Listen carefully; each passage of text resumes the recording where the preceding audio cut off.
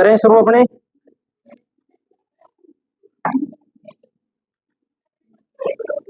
तटीय मैदान पढ़ लेते हैं भारत के आज।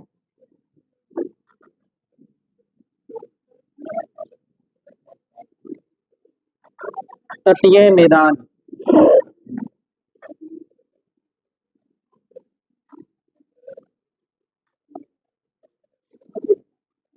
तटीय मैदान को दो भागों में बांट सकते हैं अपने भारत के। एक है पश्चिमी तटीय मैदान,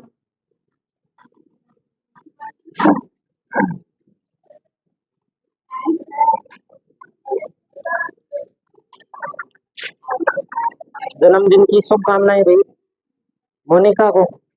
मोनिका नाम है ना आपका?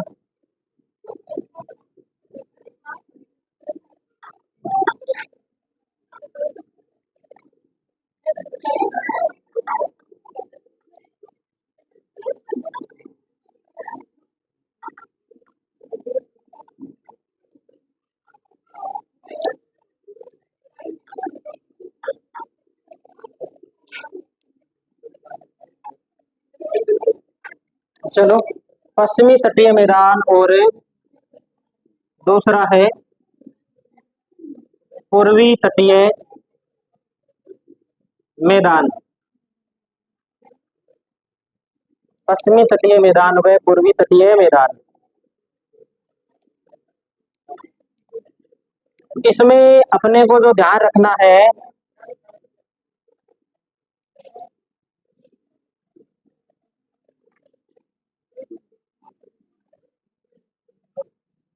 ये यहां से गुजरात से शुरू होता है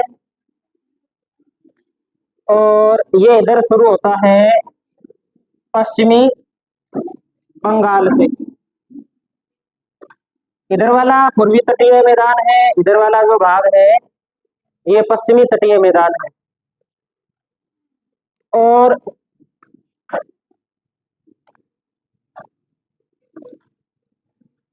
इन दोनों मैदानों को जो अलग करने वाला क्षेत्र है, इन दोनों मैदानों को जो अलग करने वाला क्षेत्र है, उस क्षेत्र को कहा जाता है नागरकोल या कन्याकुमारी कटक। यहां पर है नागरकोल या कन्याकुमारी कटक।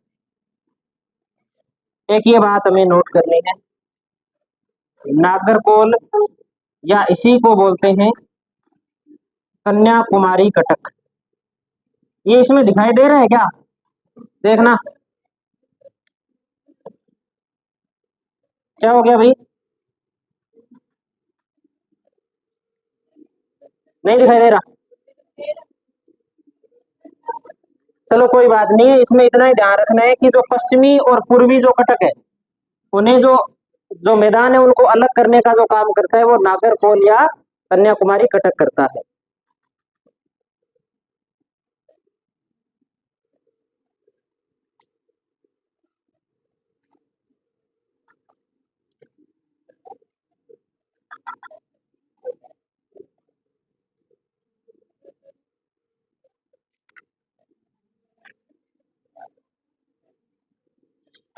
जल्दी से नोट करो इसे। और इसके बाद में अपने दो चार बातें और लिखते हैं इसमें। एक तो हम लिखेंगे इसमें कि जो तटीय मैदान है इसकी लंबाई कितनी है। तो लिखिए तटीय मैदान की लंबाई, तटीय मैदान की लंबाई, इसकी कुल लंबाई है 6100 किलोमीटर। सारे जितने भी तटीय मैदान है उनकी लंबाई कितनी है? 6100 किलोमीटर। और अब जो हम पढ़ेंगे इसके बाद वो हम पढ़ेंगे सबसे पहले पश्चिमी तटीय मैदान। तो बना लिया होगा ये सभी ने, ये पश्चिमी तटीय मैदान है, ये पूर्वी तटीय मैदान है। पश्चिमी तटीय मैदान गुजरात से शुरू होता है कन्याकुमारी तक है। पूर्वी तटीय मैदान पश्चिम बंगाल से शुरू होता है कन्याकुमारी तक है। पश्चिमी और पूर्वी तटीय मैदान को अलग करने वाला जो विभाजक है उसे नागरकोल या कन्याकुमारी कटक के नाम से जानते हैं। ये बात हमें इसमें प्रमुख रूप से ध्यान में रखनी है। और तटीय मैदान की जो लंबाई है वो 6100 किलोमीटर है। ये बात हमें ध्यान में रखनी है। अब इसके बाद हमने जो दो भागों में बांटा है इसे, उन भागों को अपने पढ़ना है वो शुरू करेंगे। और मैंने ये जो तटीय सीमा ये आपको पहले लिखा दी थी कि सबसे ज्यादा ज्यादा जो तटीय सीमा है वो गुजरात की है और सबसे कम तटीय सीमा है वो गोवा की है, 101 किलोमीटर। लिखा था ना हमने सामान्य परीक्षा के अंदर। तो उन बातों को बार बार हम नहीं लिखेंगे। अब हम जो सबसे पहले पढ़ेंगे वो पश्चिमी तटीय मैदान पढ़ेंगे। पश्चिमी तटीय मैदान।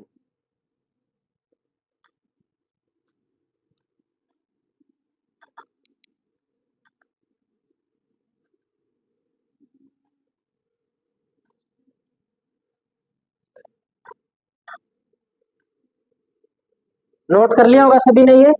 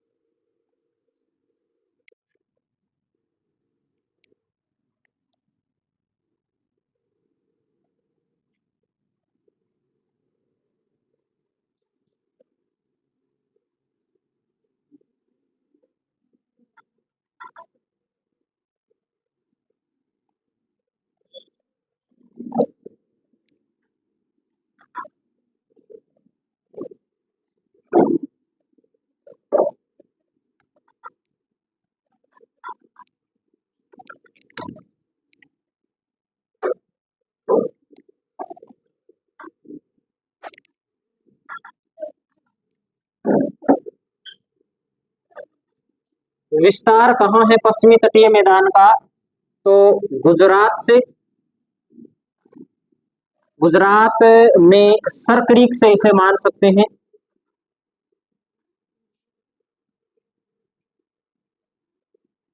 कन्याकुमारी तक। और औसत चौड़ाई की बात करें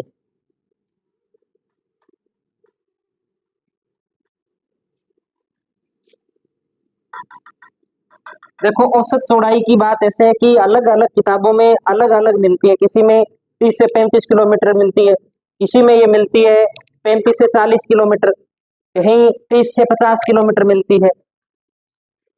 और औसत रूप से जो एक डिजिट अपने देखें बुक के अंदर तो हमें वो 64 किलोमीटर मिलती है, इसलिए हम 64 किलोमीटर ही लिख रहे हैं। आगे अपनी बात करें इसके बाद, इस तट की विशेषता क्या है? इस तट पर बहने वाली नदियां, इस तट पर बहने वाली नदियां जवार नदमुख, या हम इसे बोल सकते हैं एस्चुरी का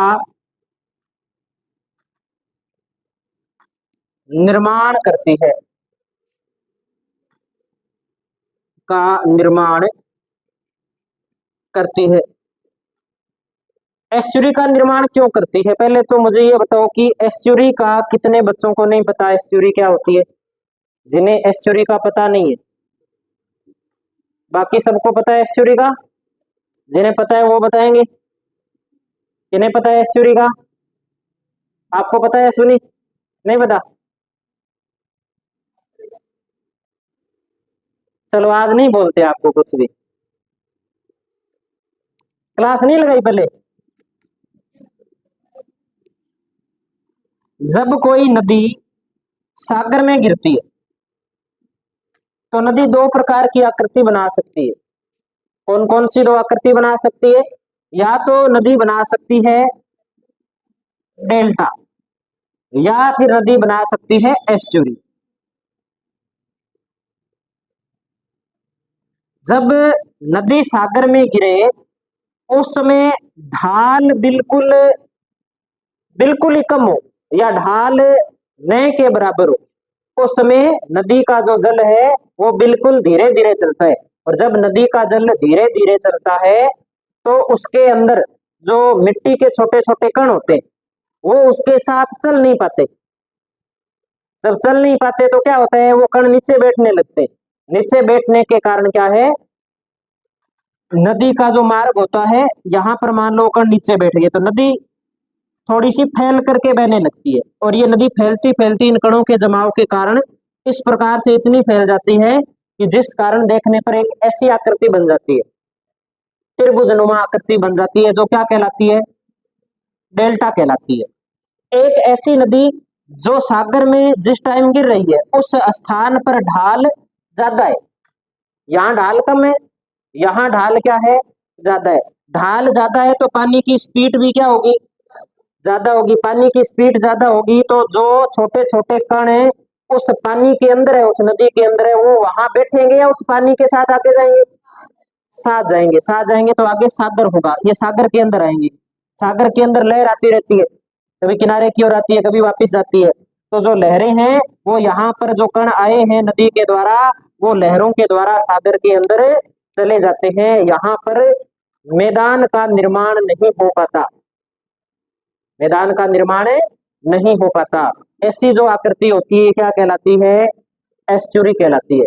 जहां डेल्टा होगा वहां तटीय मैदान चौड़ा होगा, जहां डेल्टा होगा वहां तटीय मैदान क्या होगा, चौड़ा। और जहां एस्चुरी होगी वहां तटीय मैदान क्या होगा, संकरा होगा। अब तो ये बात समझ में आ गई सभी के। लिख ले फिर इसमें कुछ बात। हमने क्या लिखा है कि इस तट पर बहने वाली नदियां ज्वार नदमुखिया एस्चुरी का निर्माण करती है। पश्चिमी तटीय मैदान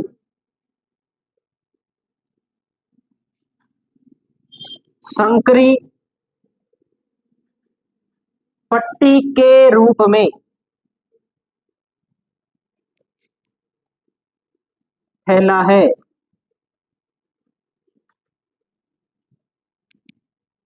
पश्चिमी तटीय मैदान संकरी पट्टी के रूप में फैला है। क्यों फैला है, प्रश्न आ गया कि पश्चिमी तटीय मैदान संकरी पट्टी के रूप में फैला है। आगे लिख दिया क्योंकि, चार ऑप्शन बना दिए। यहाँ नदी एस्चुरी बनाती है, यहाँ नदी डेल्टा बनाती है, यहाँ नदियों के अंदर जो नदियां हैं वो कम मात्रा के अंदर मिट्टी लेके आती है, या यहाँ पे जो नदियां हैं वो ज्यादा मात्रा के अंदर मिट्टी लेकर के आती है, या उपरोक्त सभी, या इनमें से कोई नहीं। कितने ही ऑप्शन बना दो। तो सही उत्तर क्या होगा, यहाँ पर नदियां हैं वो एस्चुरी का निर्माण करती है। यही कारण है कि यहाँ मैदान है जो संकरी पट्टी के रूप में पाया जाता है। क्योंकि जब एस्चुरी बनती है तब डेल्टा, वहां पर डेल्टा नहीं बनता, तटीय मैदान का विस्तार नहीं होता। और जो डेल्टा होता है वो दिन प्रतिदिन आगे की ओर बढ़ता रहता है, इसलिए तटीय मैदान भी जहां तक डेल्टा जाएगा वहां तक फैलता जाएगा तो वो चौड़ा हो जाएगा, ये कारण रहता है।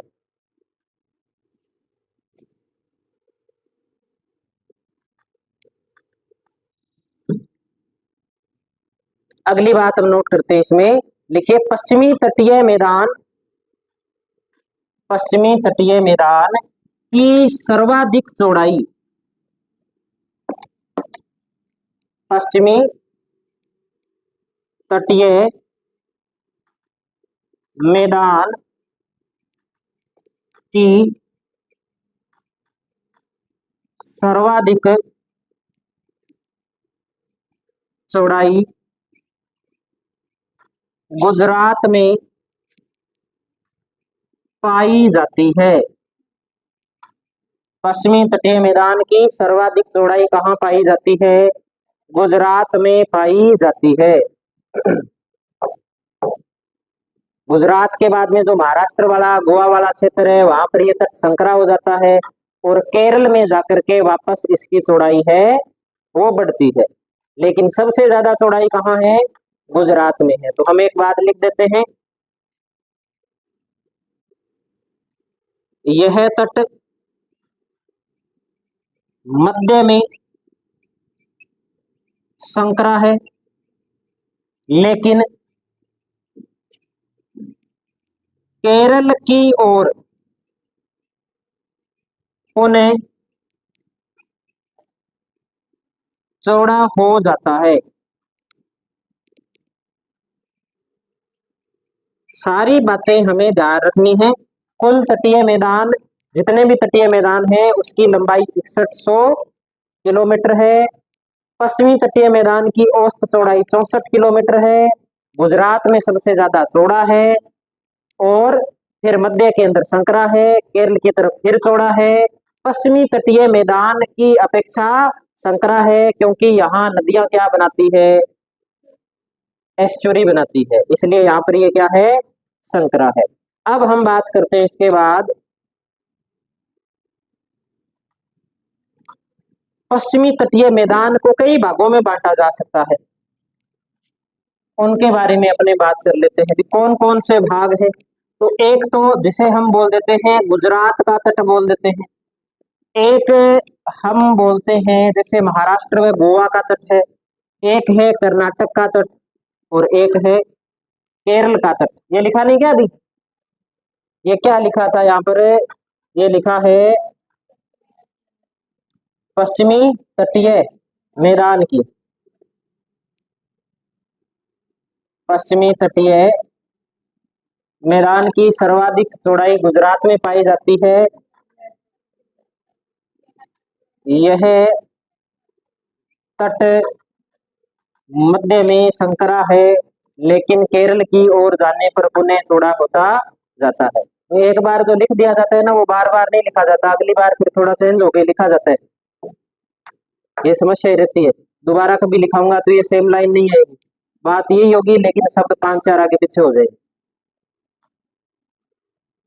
एक बात कई तरीके से बोली जा सकती है, वही बात नोट कर लिया होगा आप तो। चलो आप लिखते हैं अपने इसमें पश्चिमी तटीय मैदान। तो इस पश्चिमी तटीय मैदान के अंदर सबसे पहले हम पढ़ते हैं गुजरात का तट, गुजरात का तट, और साथ साथ में हम एक डायग्राम भी बनाते चलेंगे।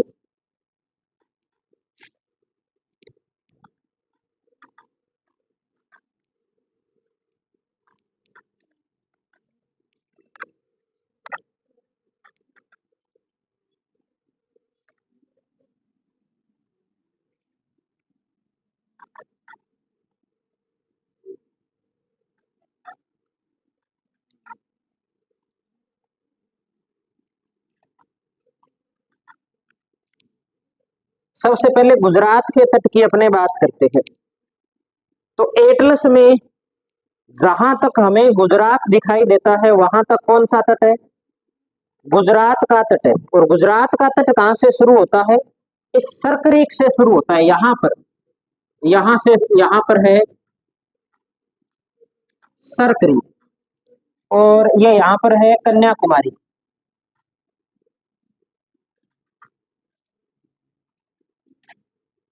कन्याकुमारी, तो ये यहां से सर्करीक से लेकर के और यहां तक गुजरात पाया जाता है। तो यहां तक गुजरात का तट है, लेकिन गुजरात के तट को स्थानीय भाषा के अंदर अलग अलग नाम से जाना जाता है। जहां भुज है, ये कच्छ वाला क्षेत्र है, कच्छ की खाड़ी है, ये वाला भाग, इसे तो बोलते हैं कच्छ का तट। इसके बाद वाला जो भाग है, ये वाला भाग है, यहां लिखा है काठियावाड़ प्रायद्वीप। ये कौन सा प्रायद्वीप है, काठियावाड़ प्रायद्वीप है। इस काठियावाड़ प्रायद्वीप का नाम मिलता है काठियावाड़ तट, काठियावाड़ तट, या इस काठियावाड़ तट को ही कहा जाता है सौराष्ट्र तट। इसे क्या कहा जाता है, सौराष्ट्र तट कहा जाता है। और इसके बाद में जहां दमन लिखा हुआ है, जहां गुजरात वाला ये भाग है, इसी में अपने को दिखाई दे रहा है, यानी कि ये वाला भाग है, ये वाला भाग कहलाता है काकरा पार तट। कौन सा तट कहलाता है, काकरा पार तट कहलाता है। ये इसको संयुक्त रूप से कहते हैं गुजरात तट, संयुक्त रूप से इसे कहा जाता है गुजरात तट।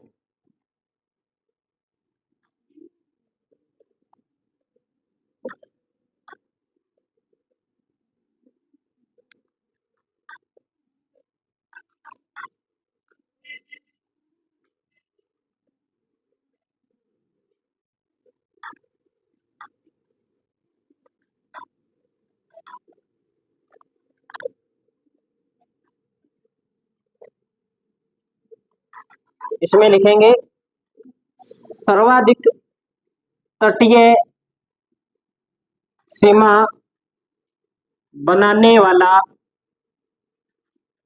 राज्य कौन सा है? गुजरात है।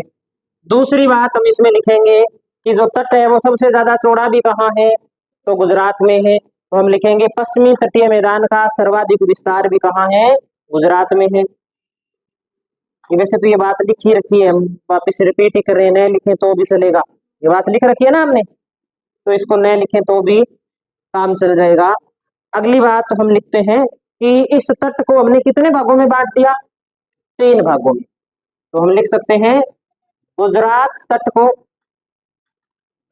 3 भागों में, 3 भागों में बांटा गया है। सबसे पहले भाग की अपने बात करते हैं। 1 नंबर पे कौन सा तट लिखा है हमने? कच्छ का तट। कच्छ का तट। कच्छ के तट में अपने बात करें तो यहाँ हमें कुछ बातें ध्यान में रखनी है।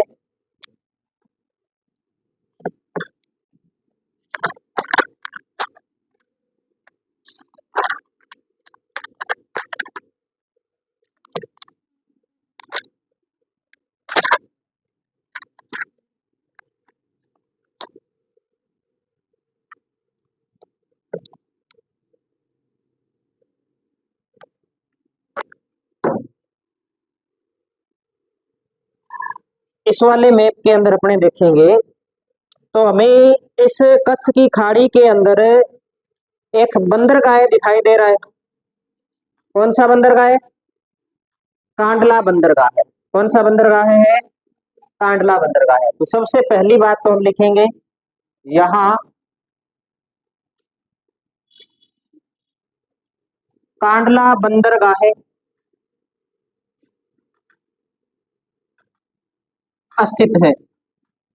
यहाँ कौन सा बंदरगाह स्थित है? कांडला बंदरगाह स्थित है।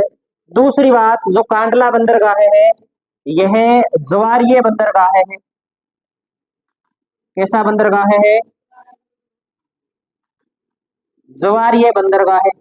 ज्वारीय बंदरगाह कौन सा होता है? जहां ज्वार हो, जहां ज्वार आते हो। ज्वार क्या होता है फिर? पानी का तट की ओर आना। ज्वारीय बंदरगाह का मतलब होता है कि जैसे ये यहाँ पे बंदरगाह है, ये स्थल भाग है और ये इधर वाला जल भाग है। यहाँ जो जल है ना वो जल छिछला है। छिछले का मतलब जानते हो क्या?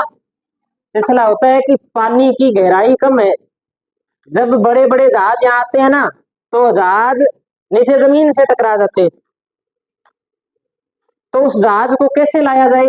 उस जहाज को लाने के लिए ज्वार का इंतजार किया जाता है।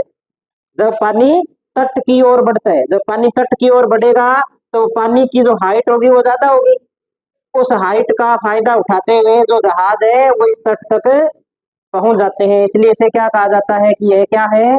ज्वारीय बंदरगाह है। आ गई बात समझ में सभी के? ठीक है, नहीं समझ में आई तो पूछ लो अभी भी, वापिस रिपीट कर देते हैं।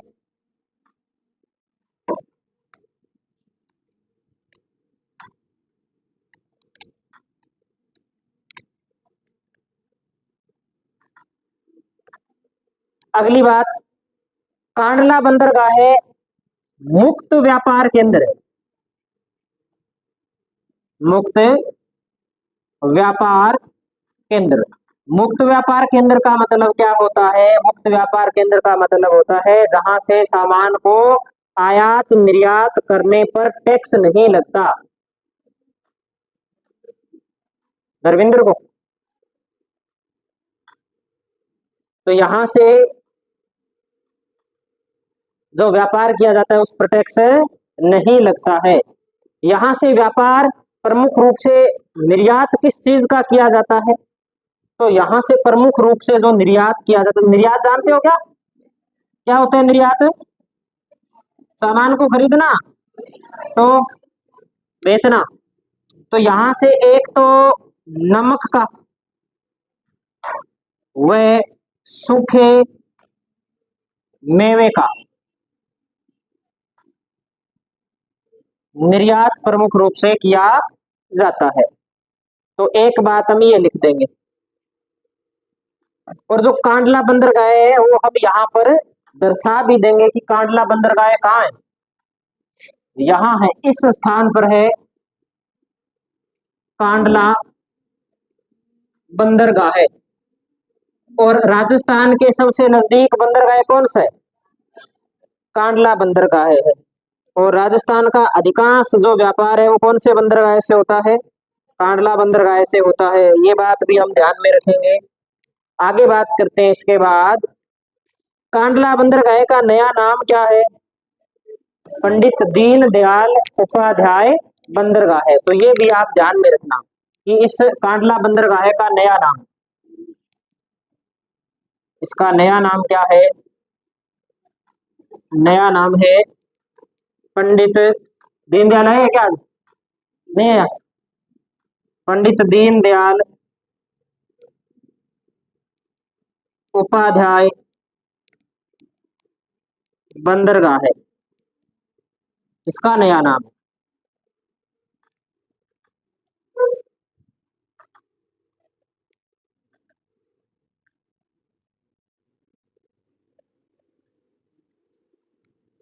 ये हो गया अपना कच्छ का तट। अब 2 नंबर पे हम देखते हैं काठियावाड़ या सौराष्ट्र का तट,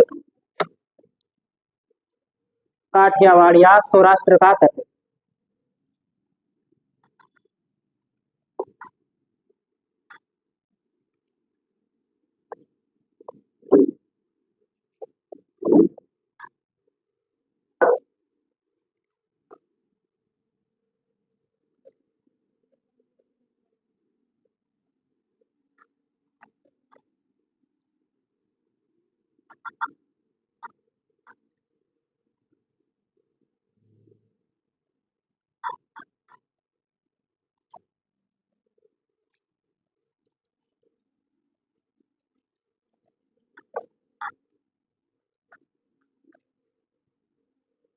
काठियावाड़ या सौराष्ट्र तट की बात करें तो इसमें जो काठियावाड़ प्रायद्वीप है ना, वो इसमें प्रमुख रूप से शामिल होता है।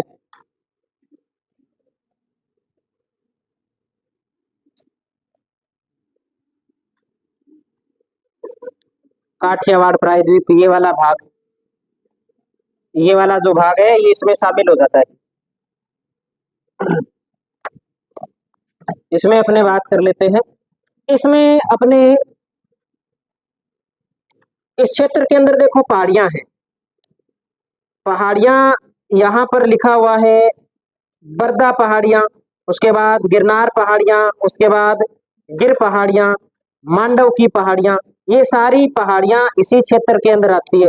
और ये पहाड़ी क्षेत्र है, और पहाड़ी क्षेत्र होने के कारण क्या है, यहाँ ज्यादा मात्रा के अंदर खेती नहीं की जा सकती, ज्यादा खेती के ये उपयोगी नहीं है। तो इसमें ज्यादा कोई बात लिखनी नहीं है, गिनी चुनी बात लिखनी है। इसमें लिख देंगे इसमें कि यहाँ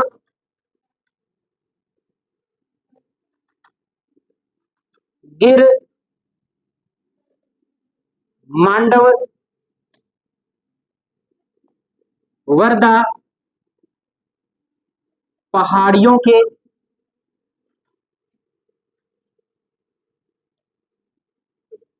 विस्तार के कारण यह भाग ज्यादा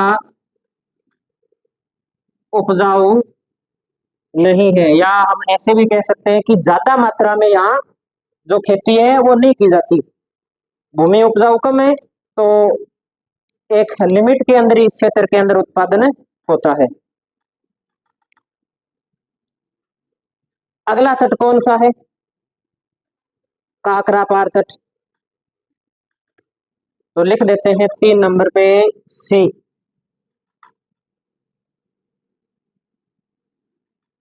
काकरापार तट। अब एटलस में आप देखो काकरापार तट, काकरा पार तट आप देखोगे तब आपको ये मिलेगा यहाँ पर कि यहाँ साबरमती, माही, सायाजी, नर्मदा, नर्मदा के बाद में ताप्ती या तापी, ये सारी की सारी नदियां यहाँ इस खंबात की खाड़ी में आके गिर रही है, खंबात की खाड़ी में आकर के गिरती है। अब खंबात की खाड़ी में आकर के गिरती है तो नॉर्मल सी बात है कि ये भाग ज्यादा उपजाऊ होगा, क्योंकि नदियां ज्यादा है तो जलोढ़ मिट्टी भी पाई जाएगी, जलोढ़ मिट्टी पाई जाएगी तो फसलें अच्छी होगी। तो हम लिखेंगे इसमें कि यहाँ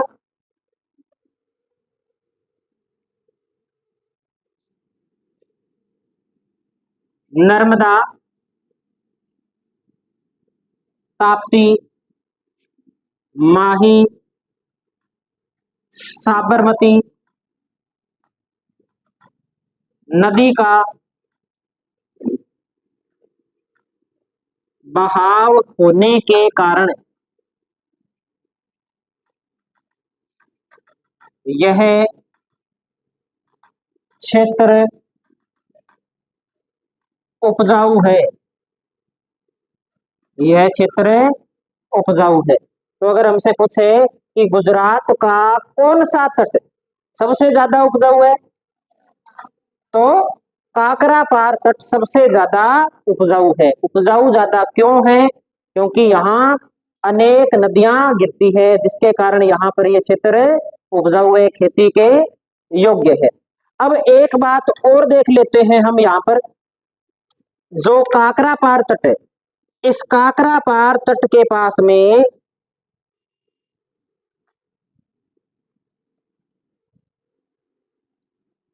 कुछ द्वीप आपको दिखाई देंगे यहाँ पर।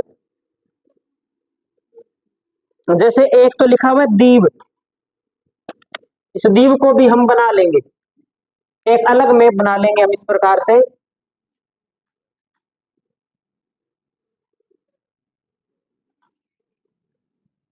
ये वाला भाग है ना, ये वाला भाग काकरा पार तट का है, लेकिन कुछ तो यहाँ पे दो तीन क्षेत्र तो यहाँ पे एलिया बेट, केटिया बेट, और एक क्षेत्र है यहाँ पर, इसका तो नाम है दीव।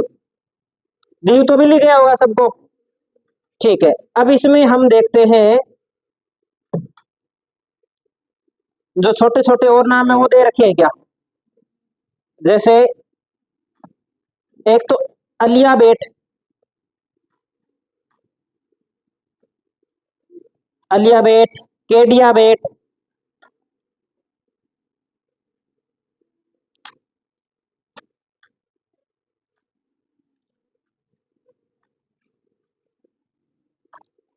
कौन से मैप में, इसमें तो दिखाई नहीं रखा, इसमें तो एक वलसाड दिखा रखा है,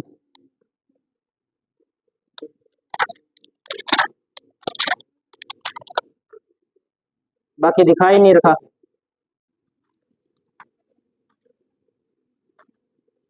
फिर भी अपने नोट करते हैं। एक तो है यहाँ पर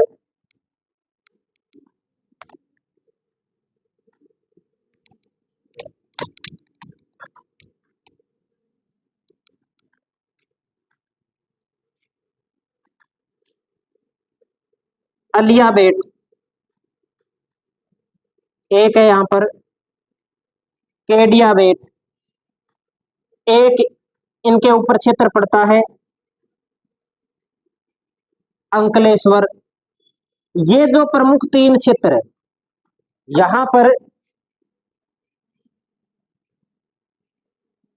पेट्रोलियम भंडार है, और यहीं पास में अपने देखें तो कोई रिफाइनरी भी है क्या, अंकलेश्वर दिखा रखा है ना। तो यहाँ पर पाइपलाइन भी है, पाइपलाइन के माध्यम से यहाँ से जो तेल प्राप्त किया जाता है वो आगे भेजा जाता है।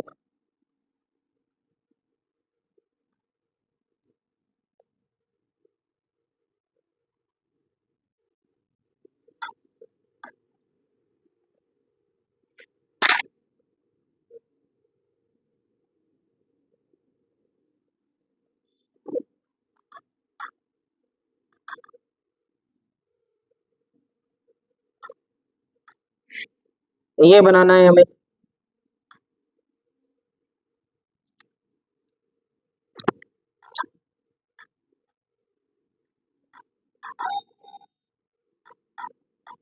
एक छोटा सा टेस्ट हो जाए अब अपने। क्या दिया टेस्ट में याद करने के लिए? भौतिक प्रदेश दिए हुए ना? कहाँ तक दिए हुए? सारे दे रखे?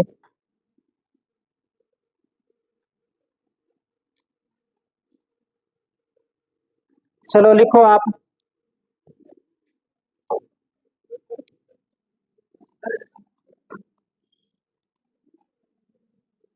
इधर लिखो।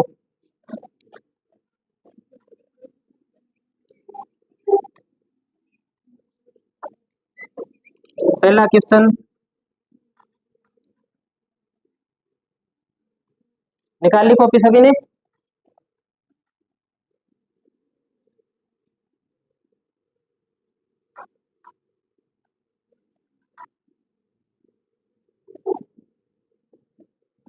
एक तो बताना है बुमला दर्रा कहाँ पर है, राज्य बताना है। एक आपको बताना है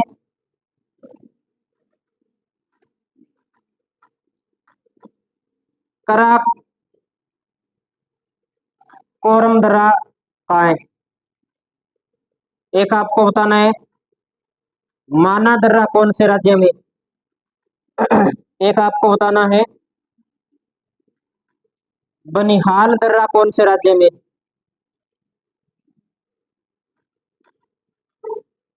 और एक आपको बताना है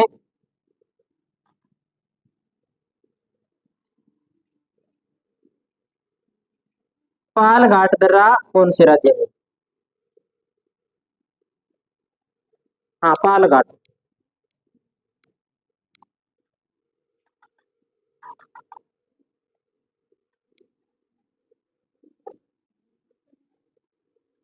एक मिनट का समय आपके पास।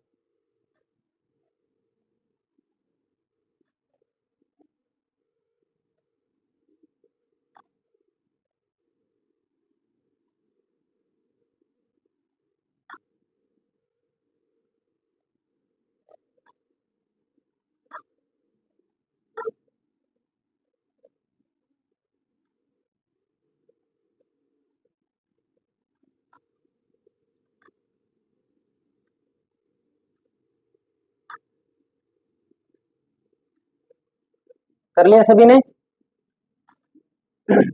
15 सेकंड और है, कर लो। हो जाएगा 15 सेकंड में? आते हैं तो हो जाएगा, नहीं आता तो फिर 2 घंटे बैठे रहो। चलो बुमला दर्रा कौन से राज्य में?